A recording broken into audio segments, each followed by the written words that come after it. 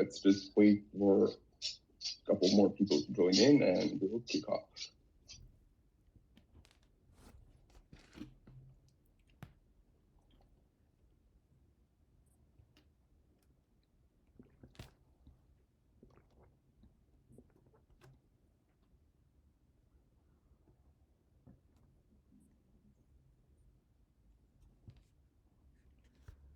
Hey Natasha, what's up? How are you?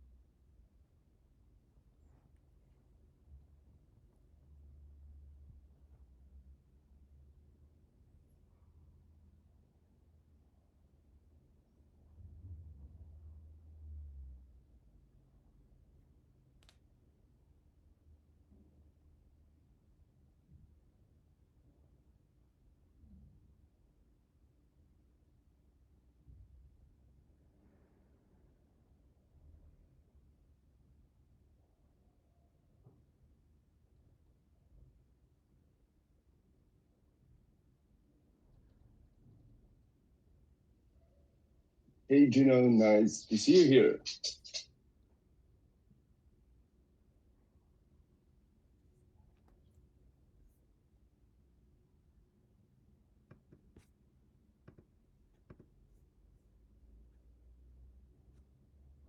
Let's wait for a couple more people to join in and we'll kick off.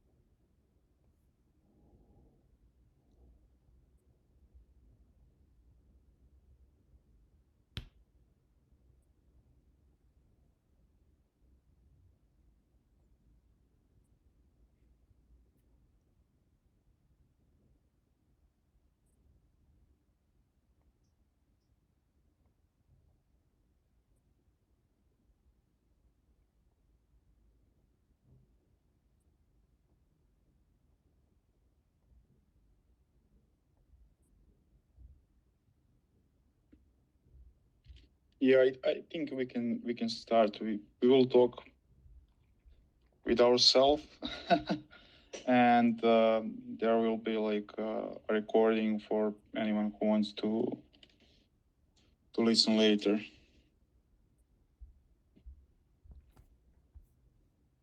Just a sec. Vladimir, can you accept the speaker invite?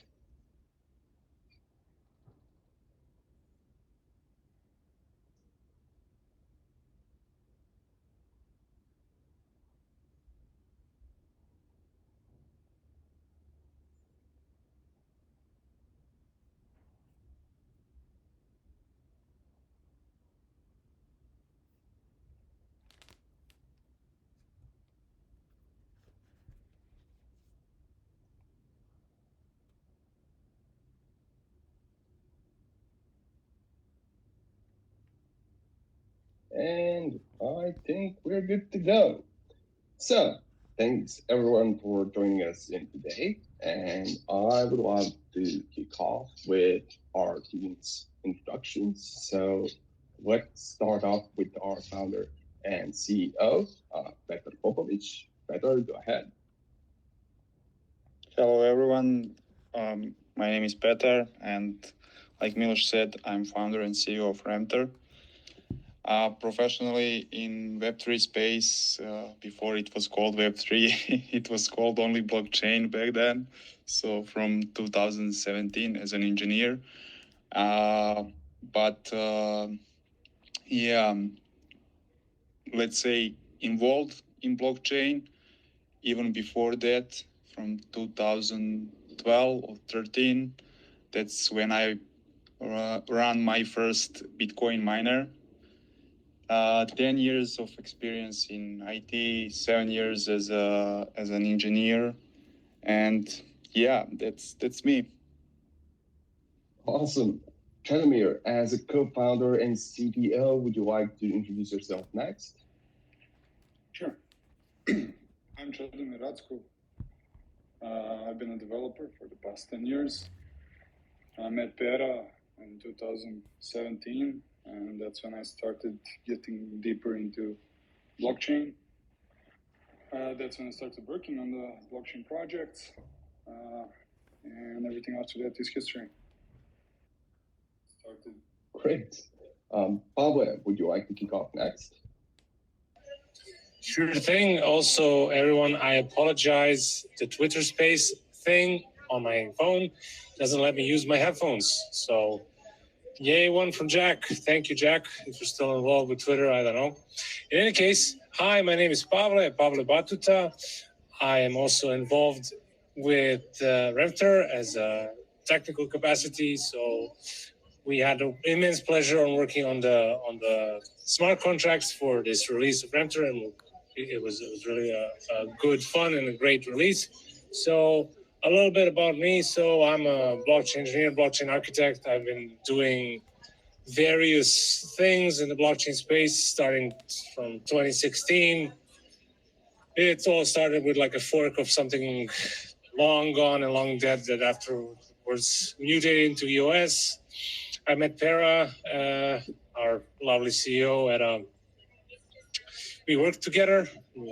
Paths kept crossing. So when he pitched Renfter to me, I was like, I want to be a part of this because it's really great and really cool.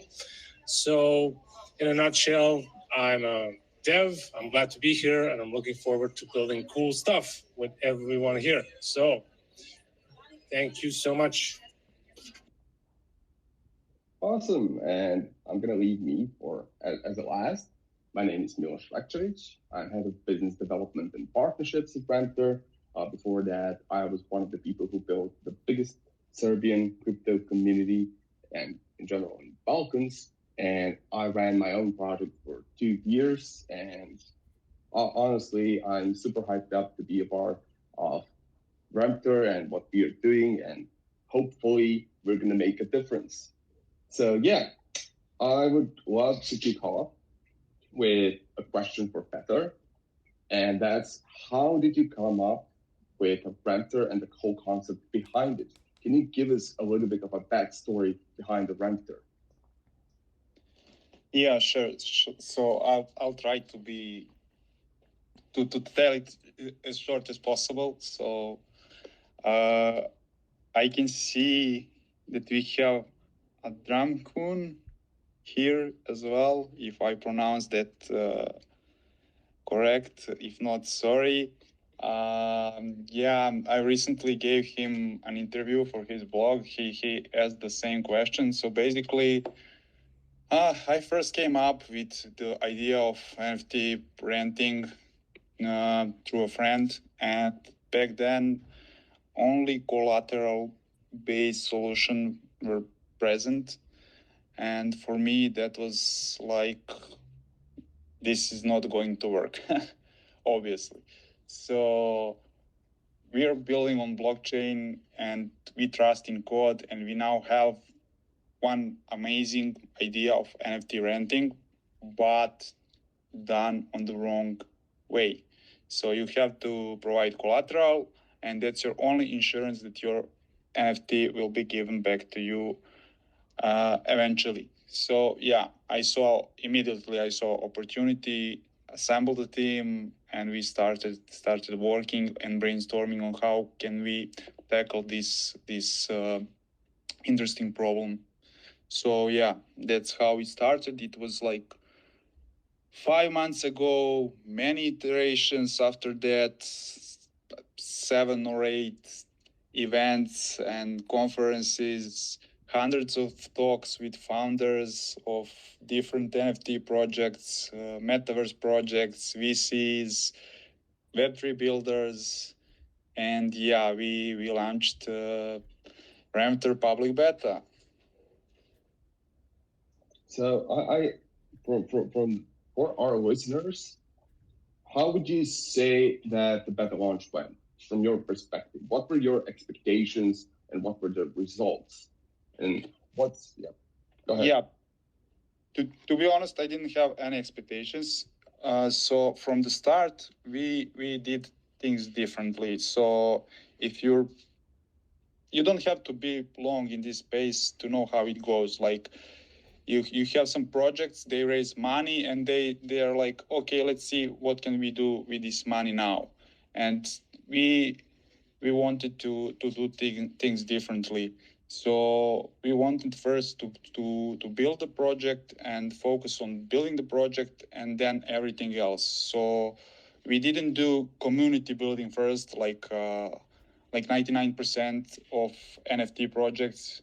We were building the product. So there weren't any expectations like how will public launch go, because exactly $0 were spent on marketing. We didn't have any pre-launch campaign or anything. We only thing we did was just one tweet, like, our public beta is live, come and try it. And you guys did the rest, like retweeting, liking our tweet. It went amazing. Like we had 296 beta testers in first 24 hours with just one tweet. And now, like 10 days after, we have more than 500 beta testers. Feedbacks were amazing. Like no bugs at all. Everyone were praising like how good everything went while they were testing. We got also some interesting ideas what we can improve. So yeah, I'm very happy how it went. Nice. So I have to ask, how big does the community feedback impact your opinion on the future of the product? That's that's a tough question. Like I consider Renfter to be community first project. So yeah, we're all about community, and some details you still don't know them, but you will see, like for example, how our tokenomics and our token works. It's there for community, for our community. And yeah, community feedback is something that's really important to us. So we want to hear it. We like incentivize people to give feedback and pitch us their ideas. How can we improve our project? So we will always listen to that. But on the other hand, like we still have to make decisions, and sometimes those decisions will probably be different from what community asked for. But yeah, so far we listen to community. For me, it was interesting to see like many people telling us like, oh, you should have like light team as well. And for public beta, that wasn't that important. What was important for public beta was to show how our protocol works. So the power of the protocol itself, like team switching and profile picture update. Anyone can do that. Like that, you just change like your picture in database. But creating a good NFT renting protocol, that's something like more special. And yeah, like focus was to show the protocol, but because people were like, okay, we want light team, I was like, okay, let's give them light team even now. So we like implemented in a day, just to satisfy our community and to because we listen to the feedback. So from the technical perspective, uncollateralized NFT renting, for years, it seemed like a really hard problem to solve. So I would love to hear opinion from Pavle and from Chadomir.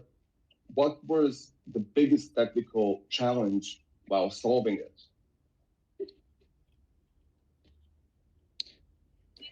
Okay, maybe I can open up. Thank you for that question. So, from my perspective, the biggest challenge with uncollateralized NFT renting is security. So, because you're essentially putting an asset into escrow, and every time you go into escrow, you get some kind of no-no. Most of these bridge hacks that we keep hearing about are failures to properly account for like assets that are frozen on chain. So that was the first part. So we wanted to design an architecture that's flexible enough that allows the NFT to be properly encapsulated in such a way that this information about our ownership is maintained when the NFT is rented. So when the ownership is temporarily moved to another address. That was something that we took a lot of time to properly design.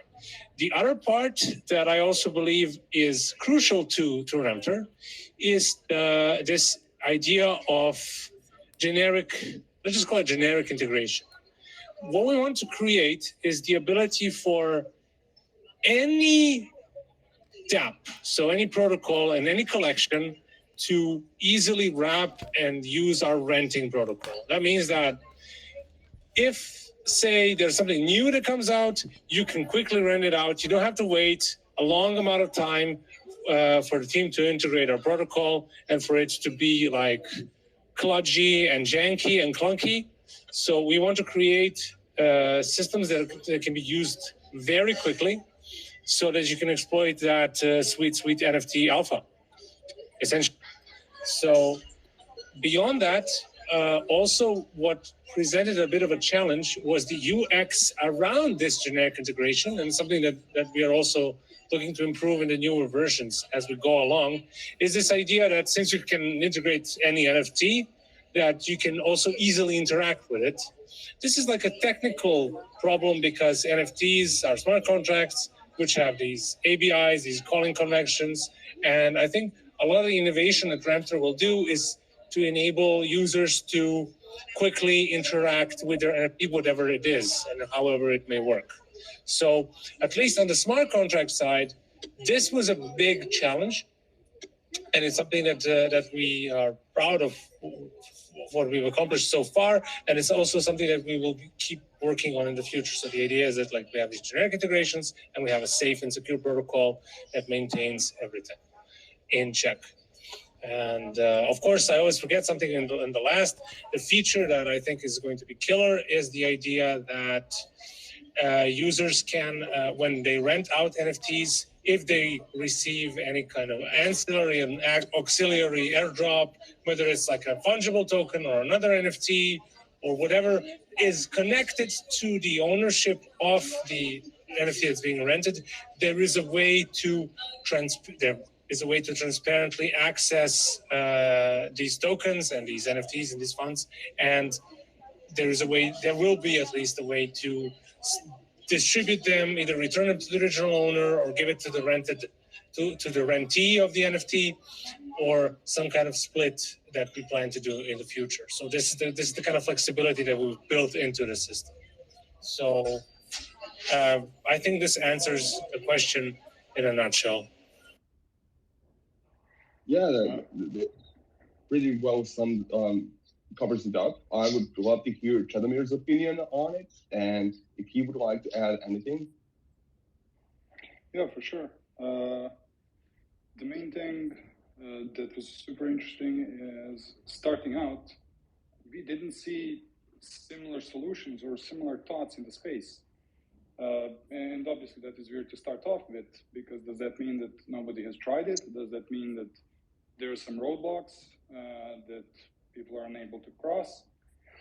So the first thing that had to be done is, well, let's figure out if this is feasible. What does it mean for you to rent out an NFT without ever actually having it in your own wallet? And we had to go through a few iterations on the idea. And that includes most of the things that Pavle talked about, including, well, people want rewards as well. How does it work when you actually interact with systems that those NFTs are made for, in case they have systems around them, and stuff like that. And big props to Pavle and the team for bringing those things to reality. Nice. Yeah, I definitely love your enthusiasm regarding everything. I think that everyone in the team is super excited to be working on something so game changing, so to say. And I have to ask Beta, from the business side, what's your biggest competitive advantage? I would say that like we have from my previous answer, you can see that we are not your average Web3 like team or company or project, however you want. So we have a different mindset totally, and yeah. Before, if you ask me like 1 month ago, I would say that it's because we're focusing on creating partnerships with the projects. So for them to integrate Renfter, even though we don't have to, like we have a solution to like go around that. So projects wouldn't even know that NFT is rented by someone, but we still want to maintain a good relationship with them. And from technology perspective, it's definitely custom token execution functionality, where you can that's something I'm really like also proud on. You as a lender can whitelist basically any functionality you want to enable for a borrower to execute. And not only that, so kudos to our listener, Dramkun, for giving us idea. You can also limit how many times you want that functionality to be executed by the borrower. So let me give you a real life example. You have an Axie, and Axies can do two things: fight and fuck, right? Breed. So you as a lender, before renting out your Axie, you can say like, I want to whitelist these two functionalities: attack and breed. But borrower can attack as much as they want, but they can breed only 3 times. Why? Because one Axie can be bred for 7 times in total. So I don't want to give to him like an opportunity to spend all my breeding. I want to keep something for myself. So that's one really cool feature, and feature that's really hard like to copy is the feature that Paolo was talking about, and that's airdrops and reward splitting, which is like, from engineering perspective, real like piece of the art. Yeah, so maybe I could just follow up. It's a little bit of nerd speak, but just the way that we envision it. The idea is like, we want to create a layer above this rented NFT that is like a permission, basically a permission-based access control for any functionality that the NFT can have. The NFT is underneath the hood just a smart contract. The smart contract has a bunch of functions that you call, and they do stuff. So we can limit. Right now, we don't limit the stuff that you can call just to view. Just like if you want to look at some attributes of the NFT, you can do that. It's not changing anything, but anything that can be changed, we can make basically fine-grained access restrictions. We can say these are the addresses that are allowed to interact with this contract. These are the smart contracts that are allowed to interact with this smart contract. This is what they can call. This is exactly the parameters of the call that can be passed, if there are any. And this is how many times you can call this function that you is blocked, and it's limited. This is how many times you can call it with a certain set of parameters. So this is a very powerful architecture. It will take a while to build out, of course, and make it nice and secure and efficient and all the things that we come to expect for well-executed smart contracts. But in the end, it should allow us total control. It should allow the users, pardon my expression, total control over what you can do with the rented NFT. So it will give you infinite possibilities for integration. Anything you can imagine can, in principle, be mapped to this system. So this is the way that we envisioned this integration to work. And hopefully, it's going to be really cool. Yeah, thanks, Pavle, for adding that. And I would also like to add that, like, as a white label solution, like you can enable Renfter. With Renfter protocol, you can enable a renting functionality directly inside your marketplace game or metaverse or whatever. And we design protocol itself to be pretty flexible and composable, which means that you can build almost anything you want on top of it. So that's the real beauty of Renfter as well, and I think that's a real advantage. So we don't limit you in any way. You can take our protocol and build something much more powerful if you want, or set up your own rules or whatever. So it's like Legos. And if you're like listening to others philosophy thoughts recently, that's like the future of the blockchain, probably composability. So yeah, that's also one of our advantages. So user-wise, I have to ask, basically the approach is to have projects to integrate this and place our product in front of their masses. So scalability-wise, where do you see Renfter going in the future?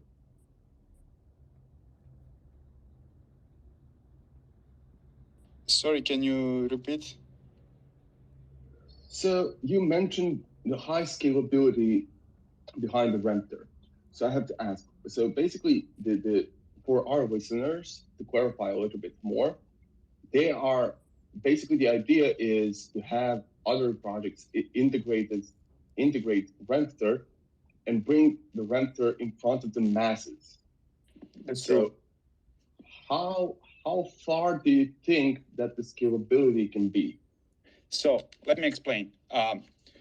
We have our own marketplace, and that's what you can see in our public beta. So you access the protocol through our marketplace, but we incentivize and push projects to integrate our protocol inside their own projects. So if you're a game, it's much better user experience if you can rent an NFT directly in the game while you're playing than having to log out, go to some third-party marketplace, rent it out there, and go back. But that being said, if you place your NFT for renting in the game, it will be visible in our marketplace as well, but not just in our marketplace. If we have different marketplaces, for example, let's say LuxRare or whoever, if they ever integrate our renting protocol, all the NFTs that are put to the renting will be available there as well. So now your like potential, I don't know, borrower, let's call it borrower pool, is growing exponentially, if you understand me. So instead of having your own user base that are your players of your game, now you're suddenly exposed to much broader audience. So if that's not scalability, what is? Absolutely, absolutely. When it comes to partnerships, I think that everyone in the team had the mindset from the start that we need to build partnerships that are a two-way street, you know.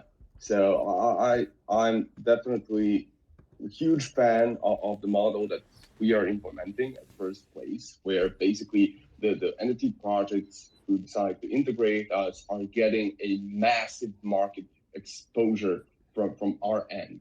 And at the same time, they are creating an enormous utility for their NFTs. So from that side, that's personally, I am a BD guy, and from my perspective, that's one of the most fascinating scalability strategies that not just us came up with, but generally, I think that's definitely the right way to go. So I have to ask for your opinion.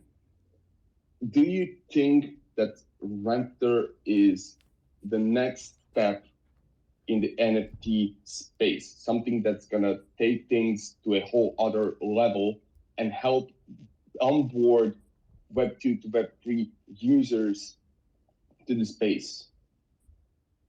Definitely. I truly believe that. And I know that our team, all of us, including you, Milos, we won't sleep until that happens. And NFT renting, in like my perspective, that's a real game changer. That can be if we're currently experiencing like bear market. I think NFT renting can be something that will turn the tide, and we will went from bear market directly to the bull market. So yeah, that's something that will disturb the whole space. It's something that can push crypto and NFTs towards being becoming mainstream and widely adopted. So yeah, and if NFT renting, if we can say that for NFT renting, uncollateralized NFT renting is paradigm shift that will disturb the disturber itself. So yeah, I truly believe that Renfter will be the leader in that space, and yeah, that we are doing something that will help the whole industry, the basically everyone. So it's correct. Our technology basically unlocks an entire new revenue stream for the NFT owners, right?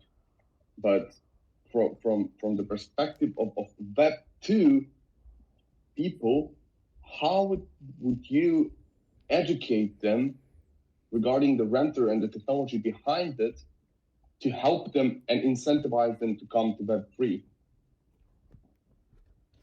Well, that's a tough question to be honest. So I think before educating Web2 people, we have to educate Web3 people.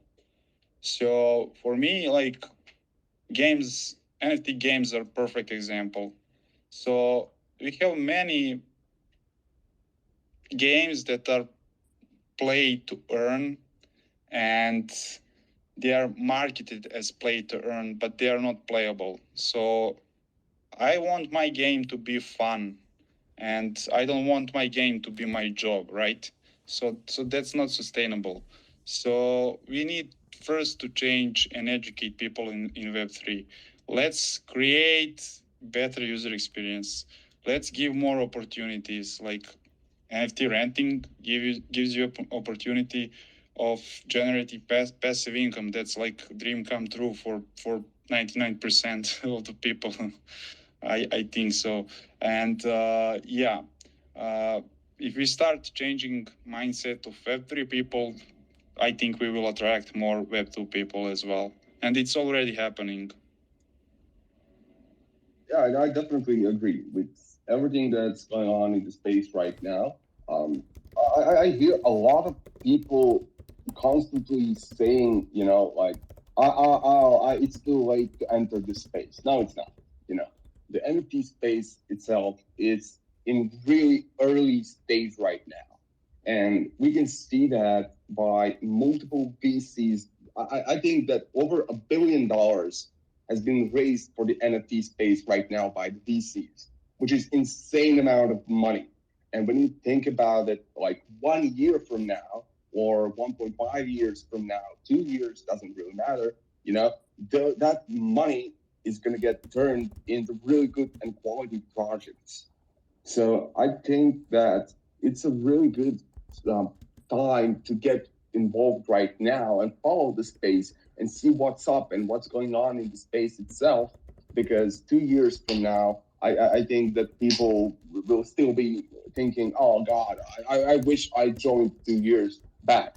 So I think that we are bringing really amazing piece of technology onto the market.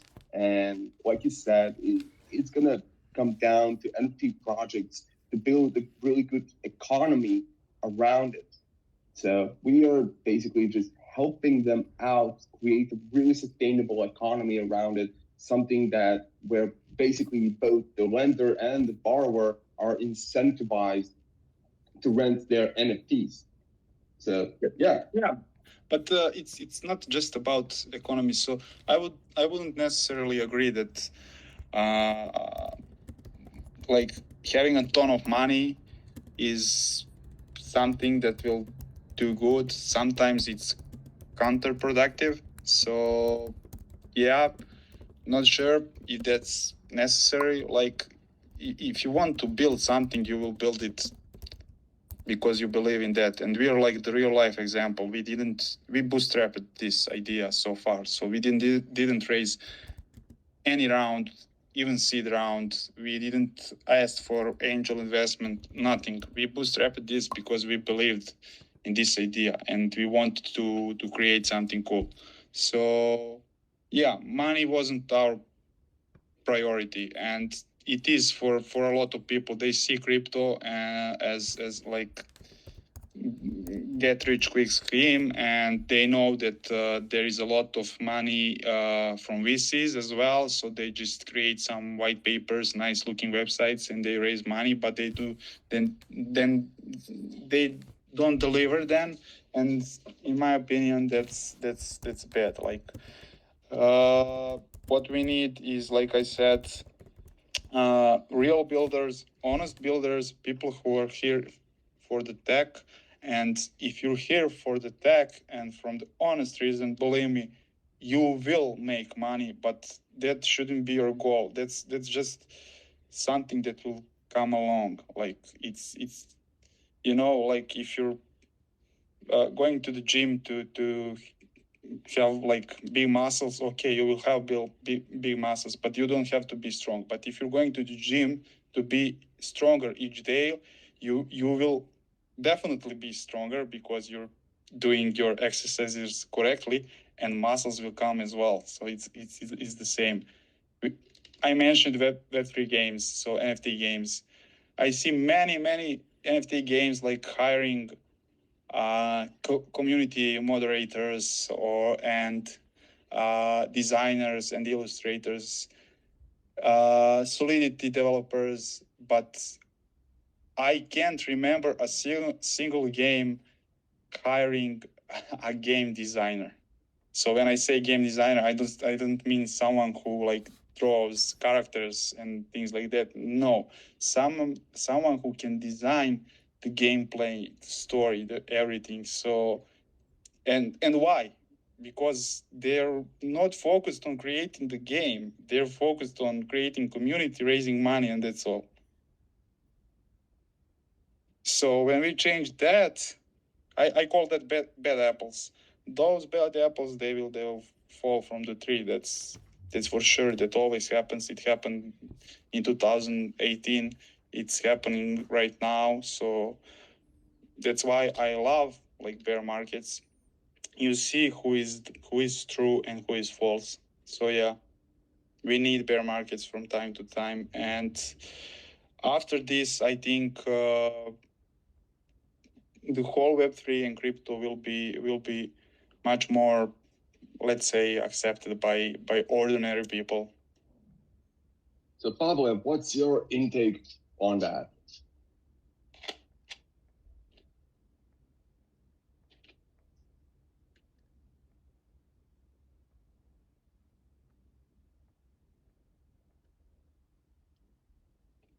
maybe we lost Pavle because he doesn't have his headphones. Chedomir, But Cheda is there, yeah.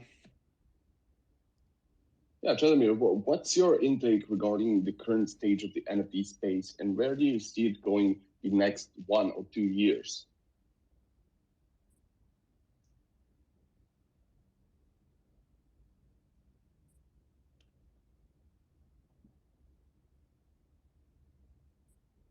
I'm not sure if we. I can hear you, so maybe they have some problems, but yeah, let's not. So I would love to invite people who are listening to us to feel free to raise your hand. We'll put you up as a speaker. You're most welcome to ask questions. We'll be more than glad to answer them and hear your intake regarding the Renfter and the current stage of the NFT space. So feel free to just request to speak. We'll add you up as a speaker, and feel free to shoot.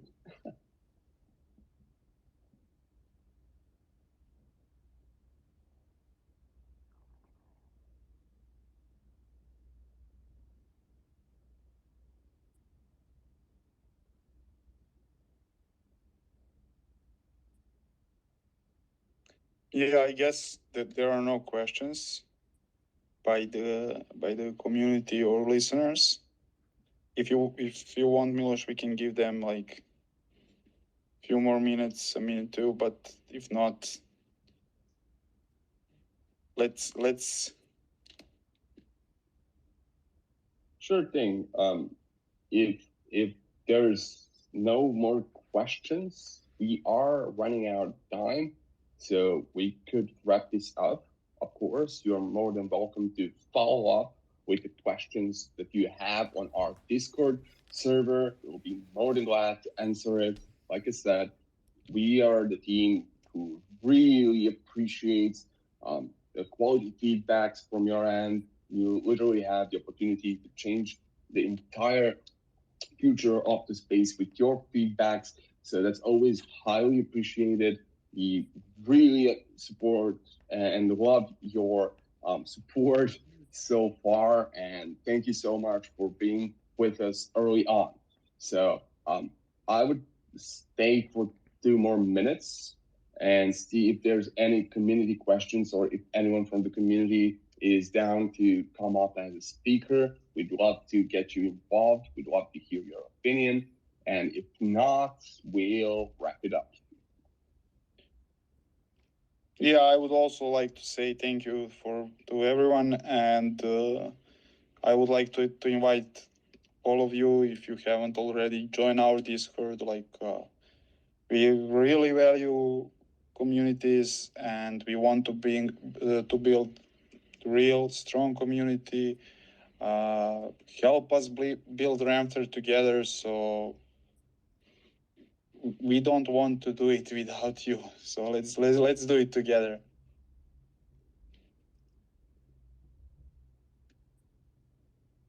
So as it seems, there's no questions from the community, and our time is up. So thank you everyone for joining in today. We are really excited to have you with us early on. Like I said, if you have any questions, feel free to shoot. We're there to answer it.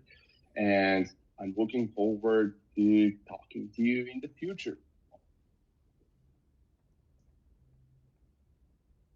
Yes, thanks again, and hopefully see you soon. Talk to you soon on another Ask Me Anything session where we will have more things to be proud and share with you. Thank you everyone for joining in today, and this was the first AMA from the Renfter team. Take care and see you soon.